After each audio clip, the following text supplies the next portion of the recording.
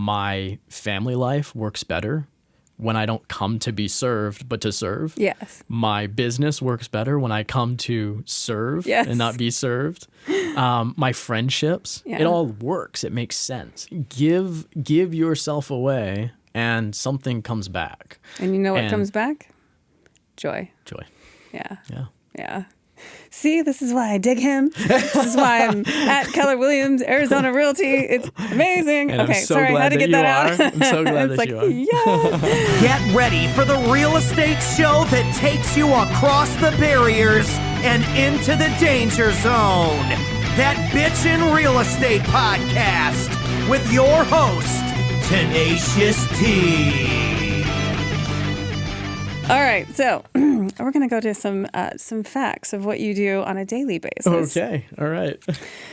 Journal, read, lead your team, consult for businesses, and always have a family dinner. Yes. One of the things that was interesting, which I've noted with my interviews with several entrepreneurs and when I'm watching different interviews and learning about successful people, is they all journal. When did you start journaling? I started journaling when I was about 9 years old. Now, I'm not going to pretend that I journaled consistently. Right. But that was really where it started. I started journaling very consistently a little before the time my boys were born. So around probably 6 years ago. Nice. And it is just a way for, I've always loved words. I tell my team all the time, words matter. And so the vocabulary that we choose to use impacts other people. It influences them. And so words are very important to me. And I found that journaling and putting my thoughts into words has been hugely helpful. Yeah. In all avenues of life. And so about 6 years ago, I started to carry a pocket journal with me. Love it. That reminded me, I am an old soul at heart. It reminded me of the wartime journals that soldiers would carry. My great grandfather, had one that our family has. And so I started, I always have it in my back pocket. It's always in my back Take pocket. notes, kiddos and so, olders. So these are my little field note journals. And, I fill one of these up every month and a half, 2 months. So and I have a huge stack of them. You're a little bit of a geek like me. You do like the Lord of the Rings and the Hobbitses. That's right. Those all are movies that came up from the written word. And someone like Brian North will say that he manifested what he has by journaling, making it come to life. Brian doesn't know this. I'm a big fan. Yeah, he's super cool. I can't say enough about that. There is something about when you have that same thing though. You have that you're in a room with someone, you feel that energy, right? And he has that, but you have that same thing. You guys, I need to get you in a room together. Let's make it happen, Brian. Yes, absolutely. But my point to that is in your journaling, have you also found that you've grown and coached yourself through journaling? Oh, definitely. I have a saying that I like. It's no one talks to you more than you talk to you. And so if you're going to talk to you, you should get it on paper so you can look back and see what you're talking to yourself about. Really, it's in seeing the progress that's happened. I love to pull out an old journal and see, okay, on July 8th of 2000, what was what was I thinking about? Because I can doubt myself a lot. I'm not making enough progress fast enough. I haven't accomplished all my goals by 30 years old. Life is over. I didn't write that novel. Exactly. All these things. And yet when you look back on your journals, you realize, wow, the questions that I was asking and the things that I was thinking about have been solidified and become habits, or they are being asked at a different, higher level now. And that's what I love about it. Almost juvenile to read it, isn't it? Oh, when you go back and read it, I read one of my entries and I'm like, oh my God, no one can ever see this entry. This is awful. It is fascinating to me. And I'm going to go back to the geeky thing. some of the most magnificent films and stories we heard have come from those juvenile thoughts that we had, and we made them grow, nurtured them, and produced a beautiful story out of it. Because we're all living our own story. Oh, life is a story. Yeah. And oftentimes, I mean, as a juvenile, we have imagination Yes. and no fear. Yeah. And as we get older, we develop all these fears and outside forces. You know, I see that in my boys. Like, they're starting to understand different fears. And it's like, no.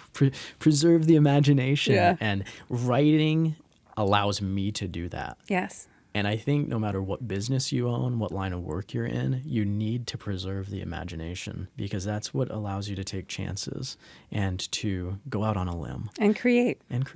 Yeah. Let's get another little note here, shall we? Let's keep it going. Family dinner. Yeah. Family dinner, I think, is a lost art. COVID came and God said, go to your room and have family dinner. Yes, he did. Is that just, again, because of your upbringing, is that just something you guys have always done too? Is have the did- family dinner? We did it a lot. Now, I will say I played a lot of sports, and all my siblings did as well. I come from a big family. And so it wasn't always a centerpiece. But, you know, in studying humans and relationships, sociology, I really did come to believe that there's something central and significant about being around a table. And it's not even just family. Our family values eating around a table with friends. Yes. There is something magical that takes place around a bottle of wine and steak and everything Breaking else. bread. Exactly. Together. And so we determined in our life and marriage that, given the fact that, you know, my wife's out working, you know, 12, 15-hour days, and I'm out working my 12, 15-hour days, like, we have to have a meeting ground.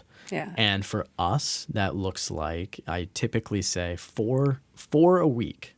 Like, that's the target. That's, you know, everything in my logical brain has to be a goal. And so 4 times a week, that's what we shoot for. Right. Is to be around a table, eating dinner together, and making that an intentional time. Like, phones go away. Yes. Like, questions are asked. Yes. And meaningful conversation happens. Now, we also give ourselves some grace, right? Like, I mean, as the boys get older, I know sports is going to happen and things like that. And so it's not about just like beating ourselves up if it doesn't happen, but we do think it's important to have something like that, a meeting ground. And I love that about you. And can we make that part of the Keller Williams Arizona Realty? Like, can we do a monthly dinner, please? Just do a monthly potluck. Let's break some bread. Love that. Well, let me, before you move on, let me just pick up on one thing there that I think is important. Scheduling white space. White space, I like that. In your calendar is a lost art. Yes.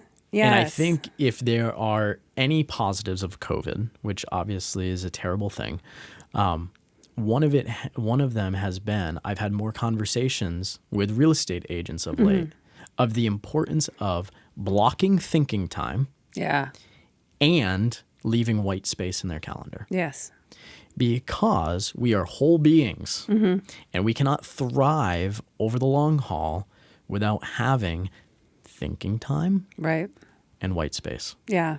We just can't. Completely agree. I know prior to the shutdown, I was working 70 hours a week. And granted, a lot of it is editing this stuff, and I love to do it. But then I have a real job, which is real estate. And I was forgetting that. Even though I would show up for that dinner, like you're saying, I wasn't there. I was just like, okay, I've got things to do. I got things to do. And this, in many ways, it was a blessing for me. It made me just sit down and say, okay, what do I need to remove from my life so that I can enjoy sitting here doing nothing? The white space. Yeah. I love it. The white space dinners will be happening soon. White space dinners. Okay. So you journal, you read, you lead your team, you have the family dinner. Where does fresh cut grass come in?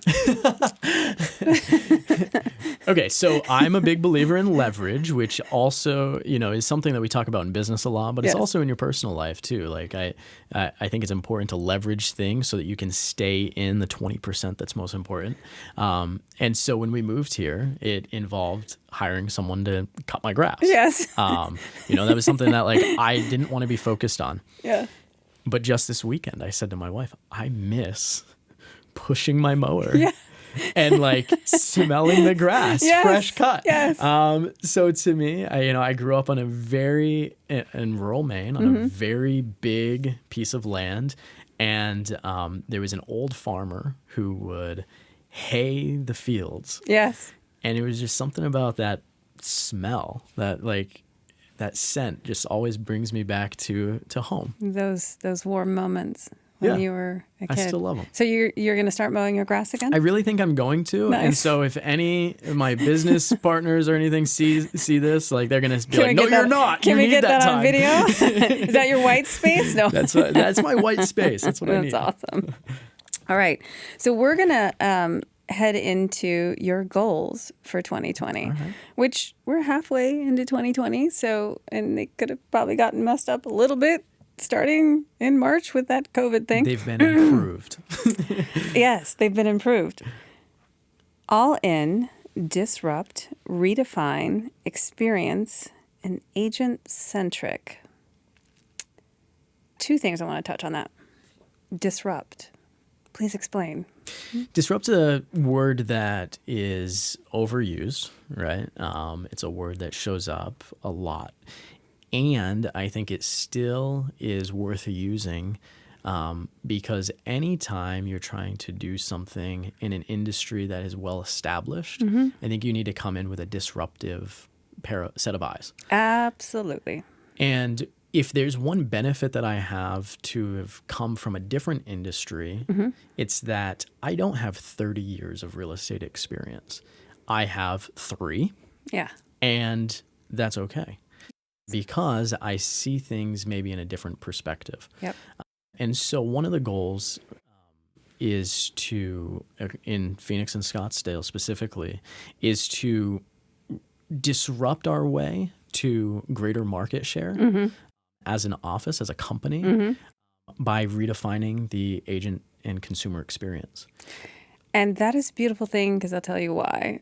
Disruptive doesn't necessarily mean, oh gosh, it's got to be controversial. Disruptive is as beautiful as a Super Bowl ad that you remember for months afterward because it disrupted everything that you believed that you knew about that product or about that person.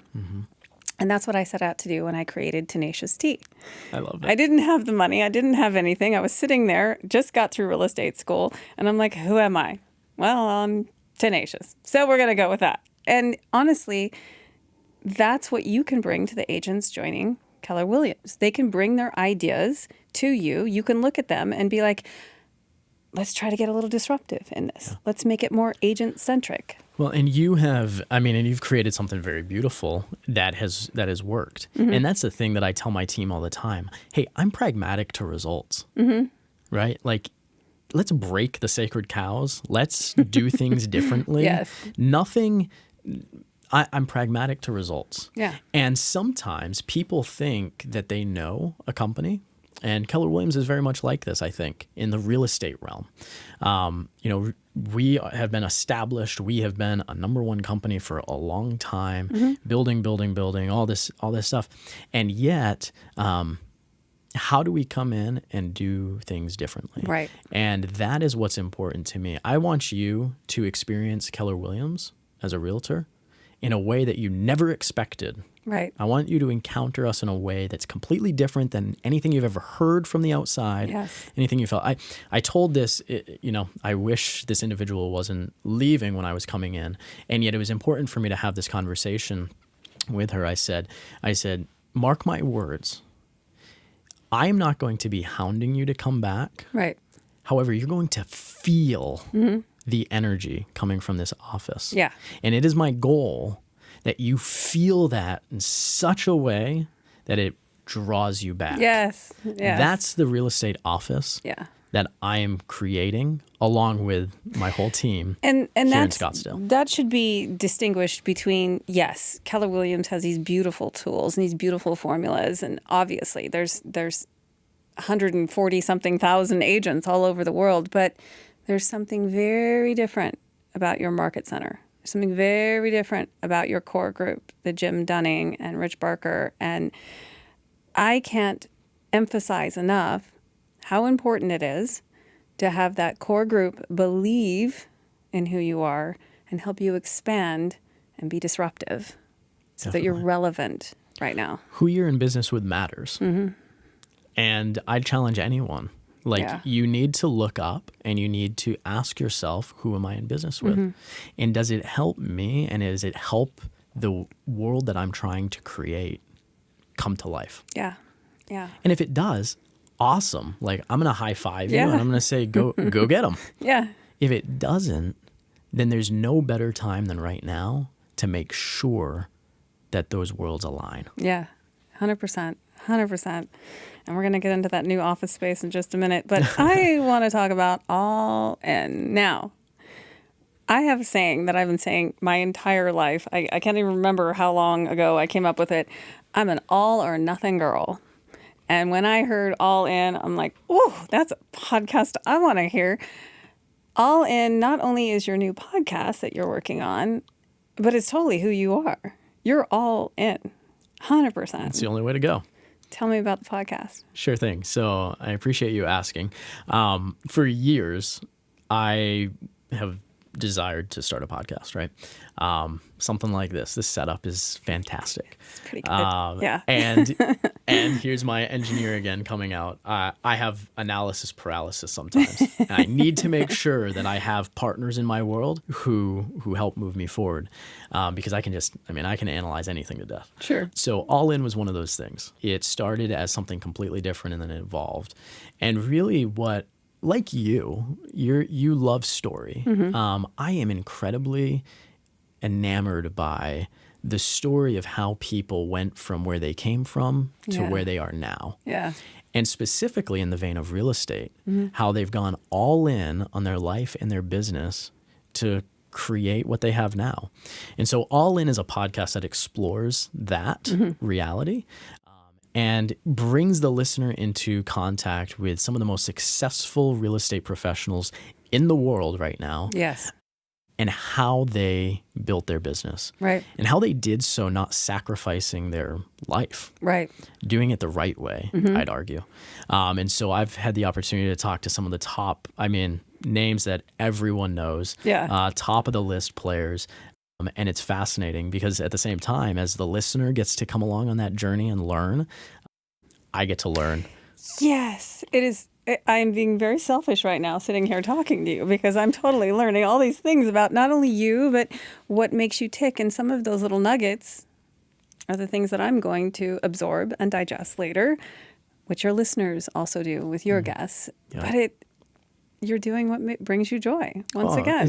It's such a blast. And I think to myself, what better way to get where I want to go and help my listeners get where they want to go than by bringing them in front and center to encounter someone that they may not otherwise know. Yeah. That's another thing that fascinates me, Tenacious T, is how big our world is. Yeah. That you're learning from a set of people, top professionals, and I've probably never even heard of them, even though they're super popular. Yeah. And same with me. Right. I have certain people. I just did this exercise with my team in one of our team meetings a couple weeks ago. I said, who are the 5 people that you're most influenced by right now? And we all had different names on the list. Yep. And some of those names we didn't even know. Nope. And so All In, it's the same thing. It's like, who am I going to interview that has the type of real estate team that Susan wants to create? Right. And now she knows this person through my podcast and can go out and do it in a way that actually makes sense. So that's exciting, and it's really cool to already be interacting with people from across the country. And therefore, you're also serving. Oh, yeah. Just love it. He's so dialed in. It just doesn't get any better than this. Okay, are you ready for the famous questions? The famous questions. All right, yes. We're heading into the famous questions. Okay. So, when you were younger, There was a little show called In the Actor's Studio with James Lipton. Did you ever see it? Did you have to embarrass me? No, I never saw it. It's okay. Anthony, are we talking Anthony 90s? Penna. Anthony Okay. Penna didn't see it either, and he's my age, so it's okay. Okay, all right. Phew. He's a genius interviewer, and I stole a few of his questions Okay. and made them fit the real estate community. Okay. So 3 years in real estate, but you've probably written a description or two or helped an agent write a description or two. What is your favorite word? My favorite word. Your favorite word in a description. You're reading it and you're like, ooh, I like that word, or I'm going to use that word next time I write a description. Oh, Favorite okay. So word, like an MLS description. In your description. We're helping agents write good descriptions. Yes. Okay. Yes. All right. Now that I'm centered, I was thinking Yeah, more got to take big, off his business big hat. picture. Really simple. Oh man. Okay. Any hyphenated word like can be one word, right? Yes, absolutely. Like, okay. You can use a All phrase too if you like a phrase. Handyman special. Yes, well, that's a fixer-upper, yes, for sure. Oh. But you're right. I actually do like that word myself because that tells me, ooh, I'm going to lowball on that one. It tells Maybe me a not couple in today's things. market, but when I put my investor hat on, it tells me whether or not Agent X knows what a Yes. handyman special actually is. And when I put my agent hat on, I say, I better be very careful using that depending on who I'm marketing to. So, no, I like that. So what is your least favorite word? Least favorite. Well, my favorite word was because I think it's funny. My least favorite word, So I'll cozy. give you cozy. Yes, yeah. Cozy.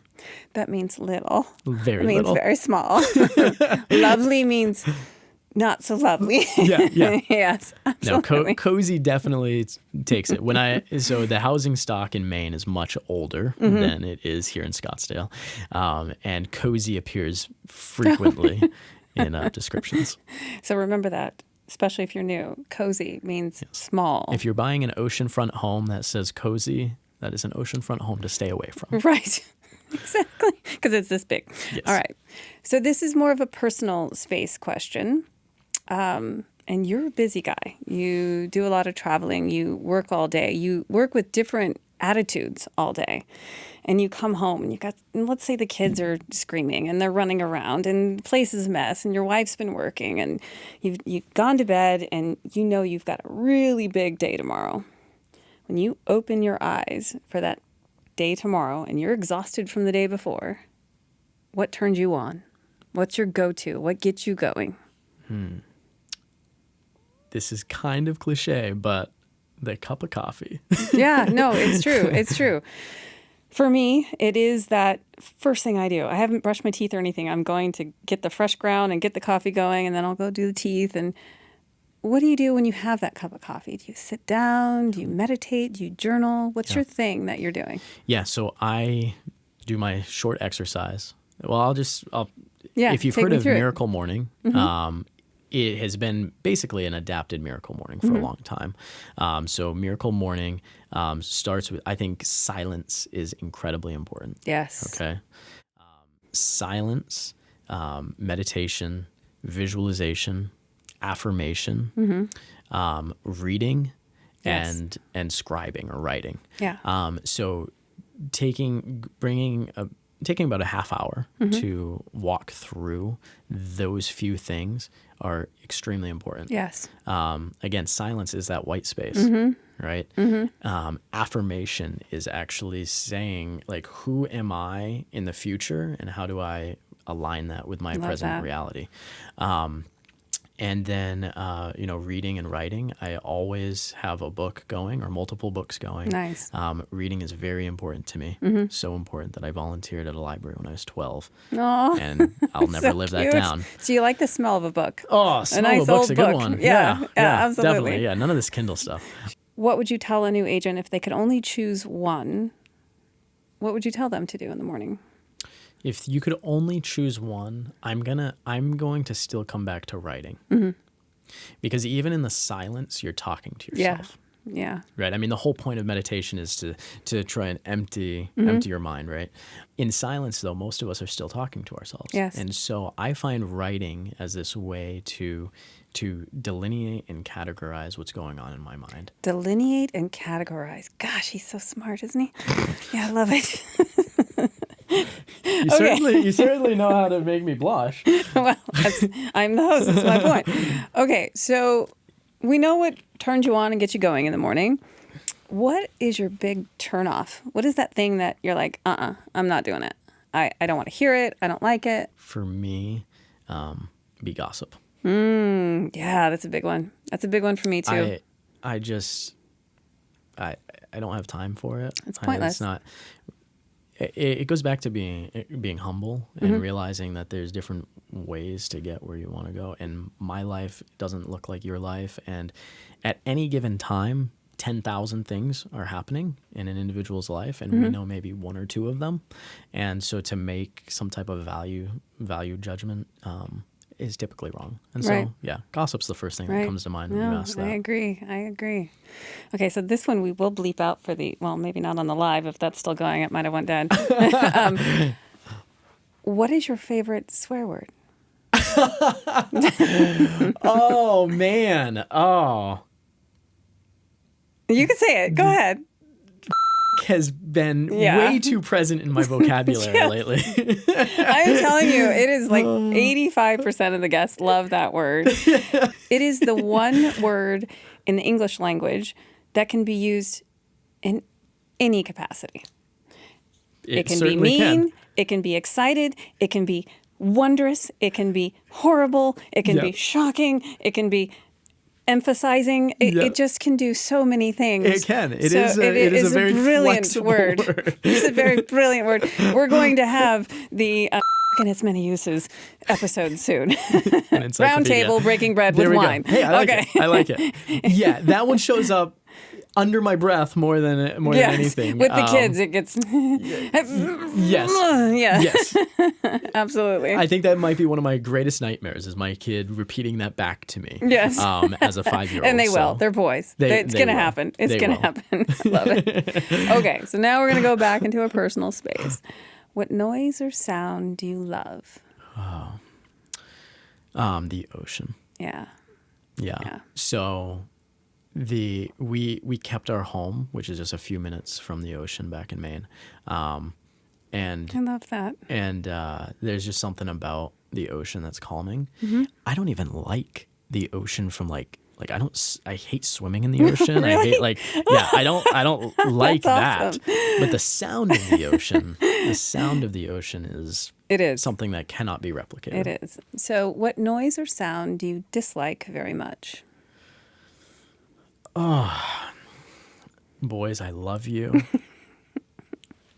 A young child's whine is enough to just give me anxiety and high blood pressure. It does. Like a toddler whine. Yeah, I've had 4 of them. I know. And they're all boys. Yes, I get it. And that's with big adults too. Oh, it's with big adults too. Yes. Even more so if you're a big adult. You have no excuse. Absolutely. Good point. So I want you to, let's take real estate, insurance, let's take sales completely off the table. Sure. Maybe as a young kid, teenager, what would you have done for a profession if you couldn't choose any of those? Yeah, it would be marketing. Yeah. I love marketing. Like making commercials or specifically marketing with words. Yeah. I love copy. Oh, so you're copy is a lot of fun to me. What is the show? It was the guys that was made in the 60s. Why can't I? Mad Men. Yes. There we go. You are Mad Men without being Mad Men. But yes, without the misogyny and everything else. Yes. I love that. Me too. And it just came off Netflix, but I heard Amazon Prime picked up. You their should watch licensing. it. It's so if you haven't seen the whole series, it's amazing. I'm 6 seasons deep. And Yeah, then okay, Netflix removed it. I couldn't stop watching it. It was just Oh, like it's fascinating. I'd be at 4 a.m. Oh God, I gotta get up in 2 hours. Forget it. I won't. I'll just stay up. I learned so much about the 60s. Yeah. And I mean, bring back the noontime martinis. Oh well, how about just to go back and be that in a room creating copyright, to create a commercial that Nike wants to use. I mean, that's for me too. That would have totally been my dream job. And as it so happens, very relevant in the real estate community. Yes, it is.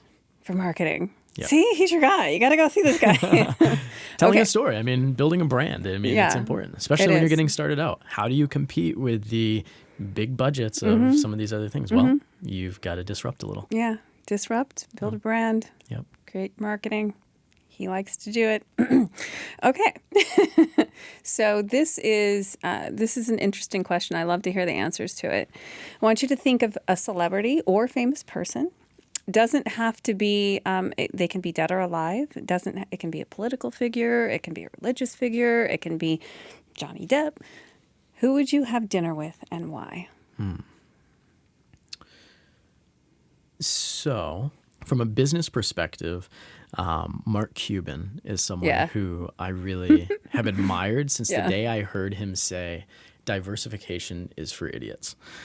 Say that one more time. I like that. He said in an interview, I don't know where he was, but he said diversification's for idiots. Love and I that. think he was talking to maybe a room of college students, younger students. And traditionally in finance, we hear like you should diversify your portfolio and everything like that. His point was essentially that if you start investing young enough, you have enough of a runway that you can screw up. You're not going to make massive gains typically by diversifying. You're going to go all in something. All in. And so as soon as I heard that, this was probably 7-8 years ago, that's when I said, I want to pick a vehicle that I'm going to invest in. And at least for the foreseeable future, I'm going to pour my resources into that. Yeah. And that's why I took to liking real estate. Where would you take Mark Cuban for dinner? Oh, man, I'm still getting to know Scottsdale. However, I enjoyed a nice dinner out a couple months ago. Well, I guess before COVID. So a few months ago. Yes. Back at Dominic's. Dominic's Steakhouse. So, Oh my gosh. So that's where the Scottsdale firefighters have their big charity dinner. Really? Not this year. But yeah, I that's didn't plan that I don't blame you. That place is really, really Dominic's good. is good. Yeah. I still haven't figured out the whole 6-inch pool on the roof.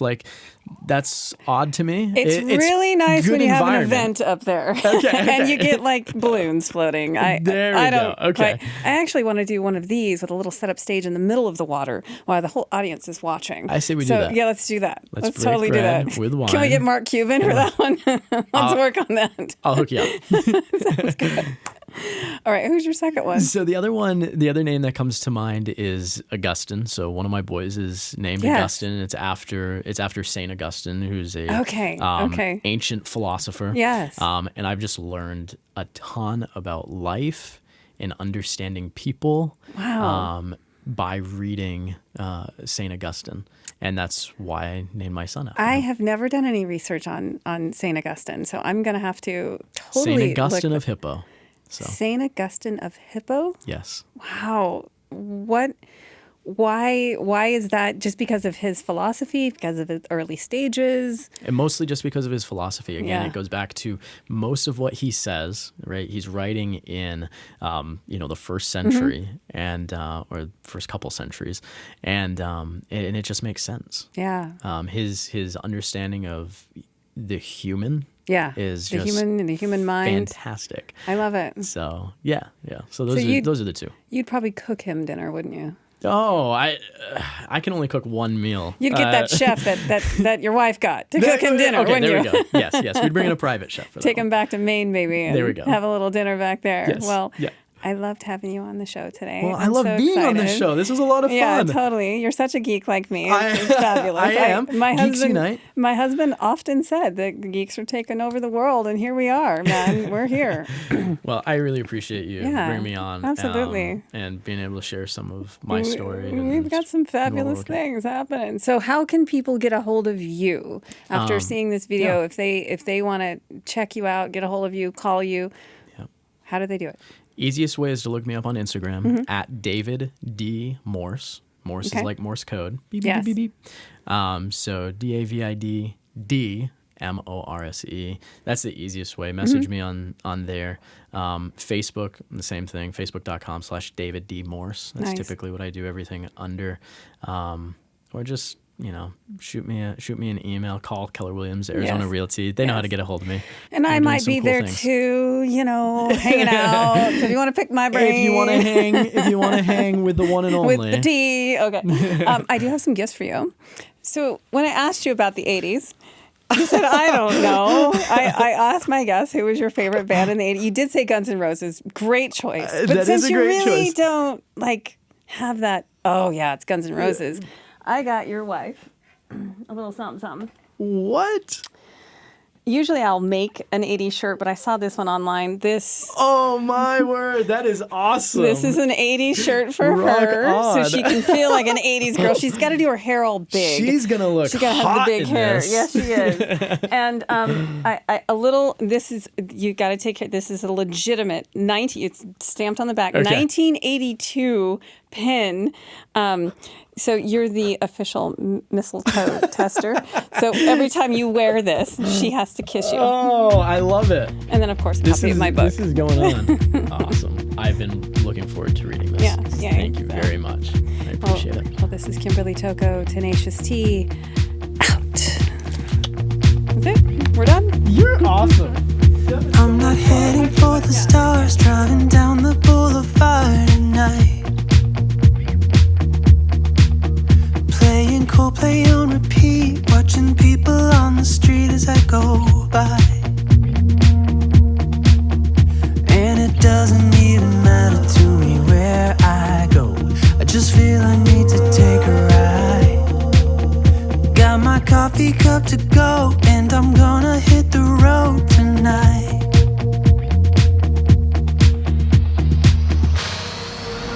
Now my wheels in motion and my